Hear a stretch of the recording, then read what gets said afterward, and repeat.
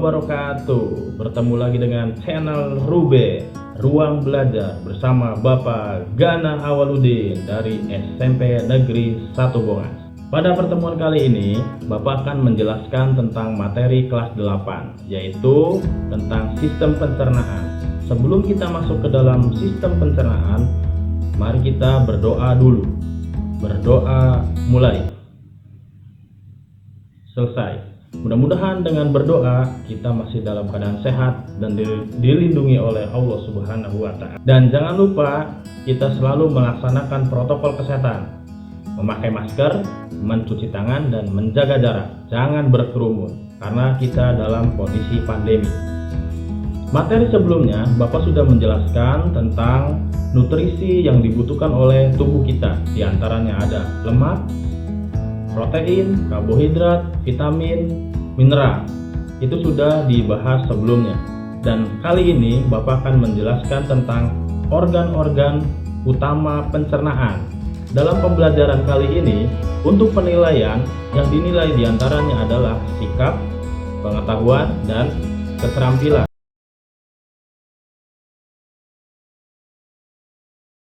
Nah, sekarang mari kita belajar tentang sistem pencernaan manusia, organ utamanya. Kita lanjut ya. Kompetensi dasar yang nanti kalian harus pahami yaitu mendeskripsikan sistem pencernaan pada manusia dan hubungannya dengan kesehatan. Di sini adalah materi kelas 8 mata pelajaran IPA. Kita lanjut ya. Sistem pencernaan makanan merupakan saluran yang menerima makanan dari luar dan mempersiapkannya untuk diserap oleh tubuh dengan jalan proses pencernaan. Di dalamnya ada pengunyahan, penelanan, dan pencampuran dengan enzim dan zat cair yang terbentang mulai dari mulut sampai anus. Lanjut ya. Saluran pencernaan terdiri dari mulut, kerongkongan, lambung, usus, dan anus. Dari organ utama ini nanti Bapak akan menjelaskan satu persatu. Yang pertama, mulut. Mulut berfungsi untuk menghancurkan makanan sehingga ukurannya cukup kecil dan dapat ditelan ke dalam perut. Kita lanjut. Di dalam mulut terjadi pencernaan secara mekanis dan secara kimiawi. Secara mekanis, mulut dapat menghaluskan karena terdapat gigi dan lidah. Secara kimiawi, makanan menjadi zat-zat yang lebih sederhana karena terdapat kelenjar air liur, enzim pektialin, ludah, dan lendir. Coba kita lihat ya gambarnya. Di dalam mulut itu terdapat dua pencernaan tadi, pencernaan mekanis dan pencernaan kimiawi. Pencernaan mekanis ini terdapat gigi. Ada gigi seri, ada gigi taring, ada gigi geraham. Gigi seri berfungsi untuk memotong makanan, sedangkan gigi taring untuk mencabik-cabik makanan, dan gigi geraham untuk menghaluskan makanan. Dan terdapat lidah. Lidah berfungsi untuk membolak-balikan makanan ya. Dan secara kimiawi di dalam mulut itu dibantu oleh enzim, air ludah, dan lendir, sehingga makanan bisa halus ya, dicerna di dalam mulut. Kemudian setelah mulut ada namanya kerongkongan. Kerongkongan merupakan saluran berotot yang berdinding tipis dan dilapisi oleh selaput lendir. Berfungsi untuk menyalurkan makanan dari mulut menuju lambung. Pada saat melewati kerongkongan, makanan didorong masuk ke lambung oleh adanya gerakan peristaltik. Gerakan peristaltik adalah gerakan meremas-remas dari mulut menuju ke lambung. Kita lihat gambarnya ya. Di sini ada tenggorokan, ada kerongkongan. Kalian harus bisa membedakan antara kerongkongan dengan tenggorokan. Untuk tenggorokan yaitu berfungsi sebagai saluran pernapasan, sedangkan kerongkongan berfungsi sebagai saluran pencernaan. Di sini, di dalam saluran kerongkongan ini makanan masuk, nih, ya, terjadi relaksasi otot yang tidak bekerja dan kontraksi otot yang bekerja. Nanti perlahan-lahan dari mulut pajak makanan itu langsung disalurkan ke lambung, dibantu dengan gerakan peristaltik. Kita lanjut ke lambung ya. Nah, lambung merupakan otot berongga yang besar dan berbentuk seperti kacang kedelai. Terdiri dari 3 bagian, yaitu kardiak, fundus, dan pilorus. Lambung berfungsi sebagai gudang makanan, jadi tempatnya makanan ya, yang berkontraksi secara ritmik dan untuk mencampur makanan dengan enzim-enzim. Berarti di lambung juga ada 2 pencernaan secara kimiawi dan secara mekanis. Kita lihat gambarnya ya.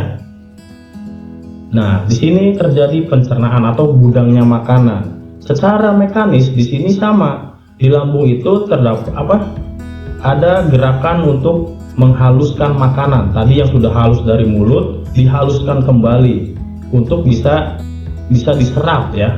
Tapi dihaluskan dulu di dalam lambung untuk penyerapan nanti di usus. Kemudian secara kimiawi di sini dibantu oleh enzim-enzim untuk mencampur makanan tersebut. Nah, itu di lambung ya. Kemudian setelah makanan halus diteruskan ke usus. Usus itu dibagi menjadi 2 ya. Ada usus halus dan usus besar. Usus dibagi menjadi 2. Ada usus halus, ada usus besar. Usus halus merupakan saluran pencernaan yang terpanjang yang terdiri dari 3 bagian, yaitu usus 12 jari disebut duodenum, usus kosong disebut jejunum, dan usus penyerapan disebut ileum. Fungsi usus halus, di dalam usus ini terjadi penyerapan sari-sari makanan yang bermanfaat bagi tubuh. Kita lihat dulu gambarnya ya. Nah, di sini ada usus 12 jari disebut duodenum, dan ada usus kosong disebut jejunum, dan usus penyerapan disebut ileum. Ke usus besar. Usus besar disebut juga dengan kolon. Terdiri dari kolon ascendens kanan, bagian kanan, kolos transversum, kemudian kolon descendens sebelah kiri, dan kolos sigmoid berhubungan dengan rektum nanti terakhir ya. Fungsi usus besar adalah penyerapan air dan mineral yang terdapat dalam sisa-sisa makanan. Jadi air dan mineral itu diserap di bagian usus besar ini. Di dalam usus besar terdapat bakteri pembusukan Escherichia coli yang membusukkan sisa-sisa makanan dan kotoran, dan terjadi pemadatan nanti di sini ya. Dan hasil dari usus besar ini akan menuju ke anus ya. Kita lihat gambarnya usus besar. Nah, organ utama pencernaan yang terakhir adalah anus. Anus merupakan lubang di ujung saluran pencernaan, di mana bahan limbah keluar dari tubuh. Sebagian anus terbentuk dari permukaan tubuh, kulit, dan sebagian lainnya dari usus. Suatu cincin berotot menjaga agar anus tetap tertutup. Jadi anus ini berfungsi sebagai alat keluaran kotoran dari manusia. Nah, demikianlah penjelasan dari Bapak tentang masalah organ utama pencernaan. Dan di akhir nanti akan ada penilaian. Sebelumnya Bapak sudah menjelaskan ada 3 penilaian. Yang pertama adalah sikap, pengetahuan, dan keterampilan. Untuk sikap, yang dinilai adalah ketepatan kalian dalam mengumpulkan tugas. Dan untuk pengetahuan, yang dinilai adalah cara kalian menjelaskan dari bagian-bagian organ pencernaan. Dan yang terakhir, keterampilan, Yang dinilai adalah bagaimana cara kalian menggambar bagian organ dengan baik dan benar. Itu untuk tugasnya. Kalau misalkan masih belum paham dengan materi yang Bapak jelaskan pada video ini, silahkan kalian tulis di kolom komentar, supaya nanti Bapak akan menjelaskan lagi dan nanti Bapak akan bantu untuk menjawabnya. Demikianlah penjelasan tentang sistem pencernaan kali ini. Semoga banyak manfaatnya.